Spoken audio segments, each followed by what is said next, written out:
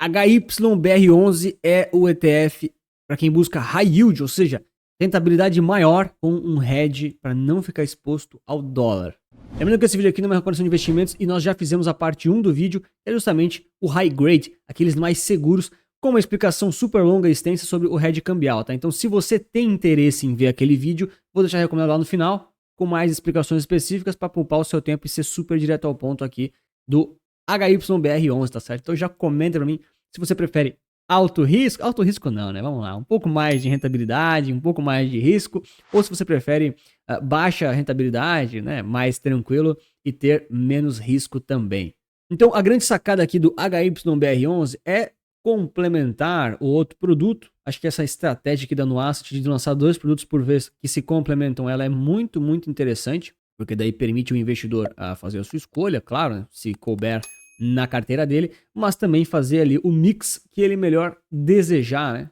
Em relação a alto risco, baixo risco e assim por diante. E a grande sacada aqui do HYBR11 é que ele está usando o ETF RIG. Chamar de RIG é mais fácil, né? Então, basicamente, você está buscando aqui títulos de alto rendimento, né? O outro era de alta segurança, era de menor rentabilidade. Aqui você está com uma renda fixa um pouquinho mais arriscada. Então, tem um patrimônio líquido aqui menor do que o outro, né? 18 bilhões de dólares, ainda assim, cara, isso aqui é absurdo, né? Gigantesco.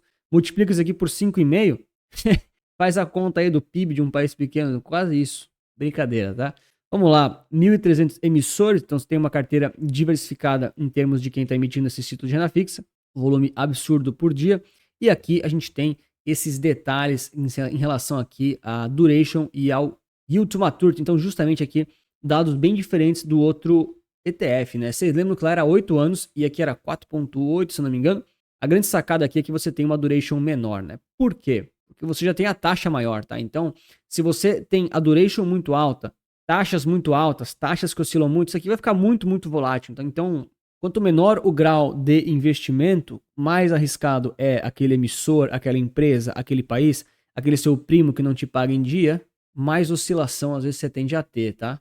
Eles mostram novamente aquele formato de divisão em relação ao ETF RIG e a forma como ele está distribuído. Então, galera, esse aqui é o vídeo 2, então estou sendo bem mais direto ao ponto para poupar o seu tempo e ser respeitoso com ele, tá? Então, qualidade de crédito, a gente tem justamente aqui diversos tipos de rating, mas a carteira está concentrada nesses carinhas aqui. Então, aqui acho que um ponto bem positivo, por quê? Cara, quando você pega aqui C e D, cara, esse aqui já tá muito, muito no alto risco. A chance daquelas empresas, por exemplo, quebrarem e não conseguirem te pagar, ela é grande, tá? Ela é grande. Por isso que não tem quase nada de exposição nesses carinhas aqui.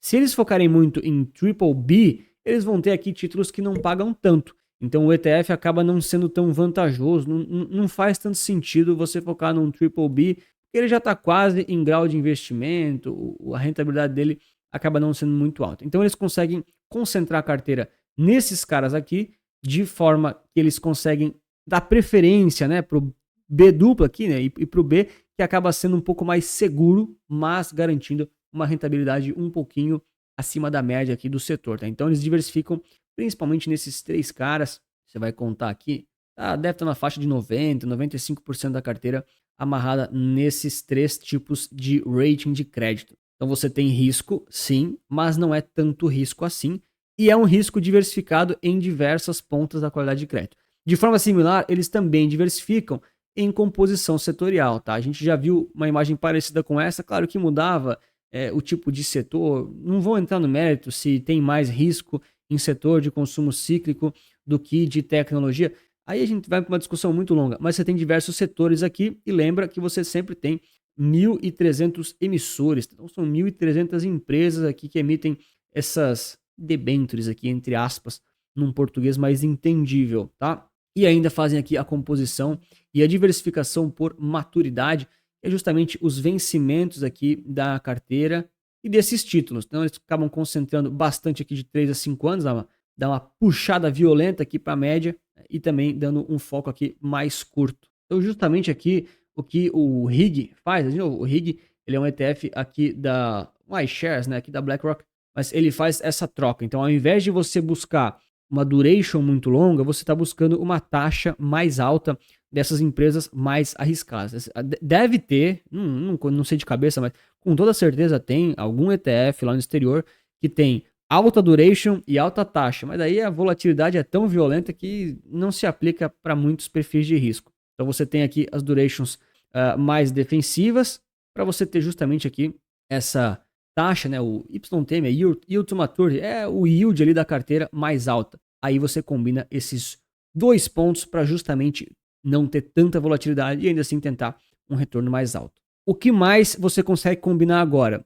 Duas coisas, o like e se inscrever no canal. A combinação dessas coisas é muito poderosa num portfólio. E se você não fizer agora, pode ser depois que seja tarde demais.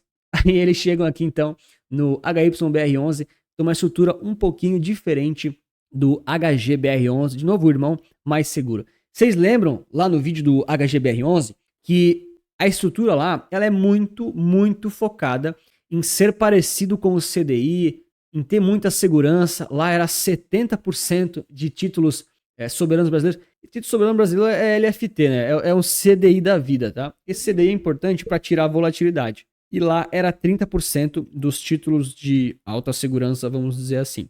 Aqui não. Aqui é uma coisa realmente um pouco mais voltada aqui para rentabilidade, né? Porque você tem menos CDI embutido nessa carteira, e você tem muito mais o ETF em si, que já é um ETF volátil por natureza, tá?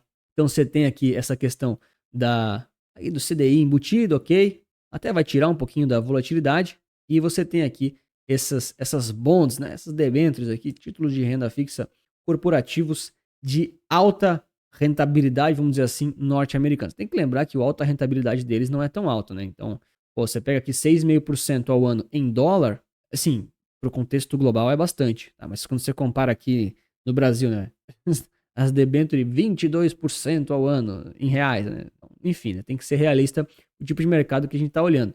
Que eu mostro aqui da mesma forma lá do HGBR11, justamente aqui a composição das amarrações do ETF. Então a gente tem uma ponta menor aqui, né, os 30% aqui é LFT, que é o CDI, e a gente tem aqui 70% o ETF RIG e menos 70% aproximado aqui vendido em dólar futuro. Tá? De novo, é assim que eles fazem o hedge cambial efetivamente. Por isso que esse tipo de estrutura, é claro que a gente pode debater se ela é útil para você ou não, se a redução da volatilidade no geral, é uma coisa boa, né? Mas se não tem outros riscos, a gente pode até discutir em outra situação.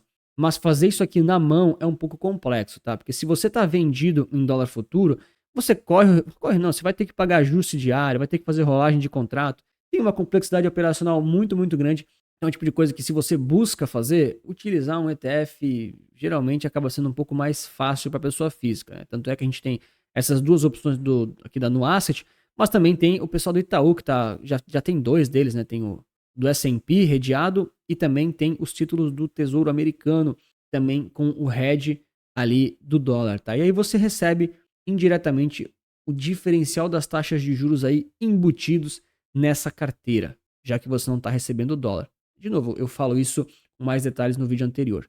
E claro, se você quiser aprender a fazer mais análises como essa, entender dos ETFs, analisar eles, compreender realmente como é que eles funcionam e não sair comprando coisas que não fazem sentido para você, dá uma olhadinha no Capital Certo, nosso manual prático para ETFs e investimentos, 8 horinhas de treinamento, super direto ao ponto, para você aprender a fazer tudo isso sozinho. É um treinamento super acessível, tem mapas mentais de bônus, o processo de análise completo, eu tenho certeza que você vai adorar. A grande sacada aqui do HYBR11 é que por correr um pouquinho mais de risco, você está buscando aqui ter um pouquinho mais de rentabilidade, né? Então eles mostram aqui como, da mesma forma do irmão anterior, né? A gente tem aqui as comparações com o próprio RIG original lá em dólares e eles ainda amarram a questão aqui de ter o dólar junto. Ah, o dólar deu dinheiro? O dólar dá dinheiro aqui nessa janela específica, mas ele traz também volatilidade, tá? Acho que esse é o ponto aqui que eles querem mostrar desses produtos. É redução de volatilidade para exposição nesses mercados. Aqui eles mostram a estrutura de como é que ficou 70% no ETF RIG, 30% com um LFT, o CDI aí no meio, e aqui 70% vendido em dólar para compensar ali essa estrutura do RIG, né, comprado no ETF do exterior. O que vai trazer aqui nessa janela que eles trouxeram 115% do CDI, tem aqui um resultado um pouquinho melhor, mas com um pouquinho mais de volatilidade do que o outro parceiro dele, né? Você tem um pouco mais de risco. De novo, risco e volatilidade são coisas que andam meio junto. pode ver aqui no momento aqui de 2020, teve um drawdownzinho considerável. Tá? Se você pegar, para você mais específico aqui, né? Ó, peguei aqui o LQD e o RIG, né? HYG. Tá? O que acontece? Lá atrás, tá? O RIG foi lançado só em 2007, ok. Mas lá atrás, cara, ele teve um drawdown violento de 40% lá na crise do subprime, né? Lá em 2008, ali, 2009, tá? Quem lembra, lembra.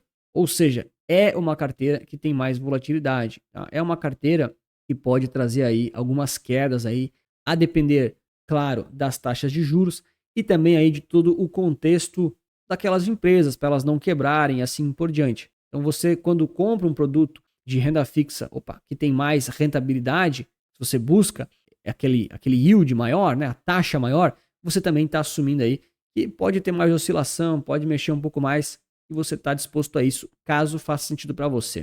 Aqui um pouquinho dos detalhes do produto, vocês percebem que ele tem até uma taxa um pouco maior, né?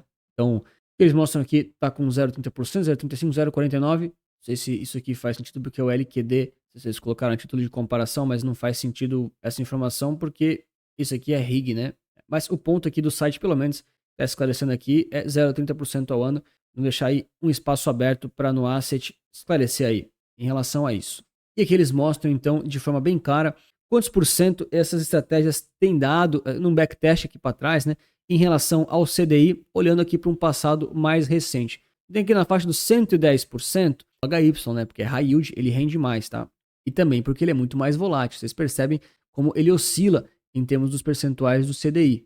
E aqui próximo dos 100% a gente tem justamente o HGBR11, que é o high grade, é aquele que tem uma taxa um pouco menor, mas uma segurança um pouco maior. Eu acabei me confundindo com as cores, tá? Quem não sabe, eu tenho um pequeno grau de daltonismo, sempre me confundo aqui com as cores, mas a lógica com certeza é essa. Então, novamente, quer mais rentabilidade próximo ao CDI, 110% do CDI, você vai ter um pouco mais de volatilidade para buscar essa rentabilidade, você vai ter um pouquinho mais de risco por conta daquelas empresas serem mais arriscadas, risco traz volatilidade. Quer mais segurança? Eles têm aqui algo muito, muito próximo ao CDI, em alguns momentos pode até ficar um pouquinho abaixo, mas você tem mais segurança em relação aí àquelas outras empresas ou aqueles outros investimentos de high yield, que são aqueles com maior risco. Por fim, eles trazem aqui a comparação, de novo, cara, bem legal o material deles, realmente muito mais fácil de analisar e de observar dessa forma, ficam muito menos questões em aberto, e eles trazem aqui a comparação. Então a gente tem aqui quem quer mais segurança, quem quer mais risco, tanto é que eles mostram aqui nitidamente, né, a segurança aqui muito alta, nunca vai ser máxima, porque não é o título do governo americano, e aí você tem justamente um potencial de upside um pouco menor. Ah, Antônio, eu quero ganhar dinheiro. Cara, se você quer ganhar dinheiro fazendo investimentos de alto risco, você não vai investir em títulos seguros de renda fixa. Você vai ter que ou ir para títulos mais arriscados, que tem menos segurança, ou você vai ter que ir para renda variável, tá? É assim que a vida funciona. Qualquer outra coisa disso, desconfia. Né? Exposição a bonds americanos, aqui você tem pouco menos, aqui você tem muito mais. E justamente aqui você está mais exposto a crédito, que é justamente aquilo que vai te pagar mais rentabilidade, um maior yield naqueles investimentos, tá certo? E por fim aqui, características de equity, que justamente aquela questão de você estar mais exposto a empresas, também em termos de volatilidade, em termos de retorno esperado e assim por diante. Esses são dois ETFs que a Nuasset lançou recentemente, com a característica de estarem redeados em termos cambiais. De novo, o que é isso? É não ter a oscilação do dólar na hora que você está vendo a cota, para justamente ter essa volatilidade reduzida, entendeu?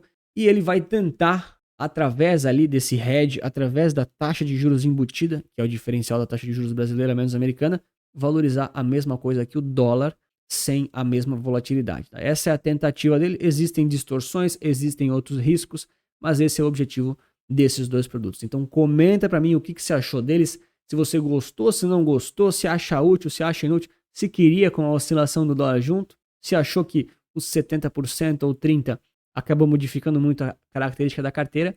E claro, se você não viu o primeiro vídeo, que é o HGBR11, o mais seguro, e os detalhes dessa questão toda da proteção cambial, hedge cambial, com a taxa de juros embutida, vou te mostrar nesse vídeo aqui. Um grande abraço, muito obrigado pela sua inscrição, seu like, e lembre-se que investir certo resulta capital.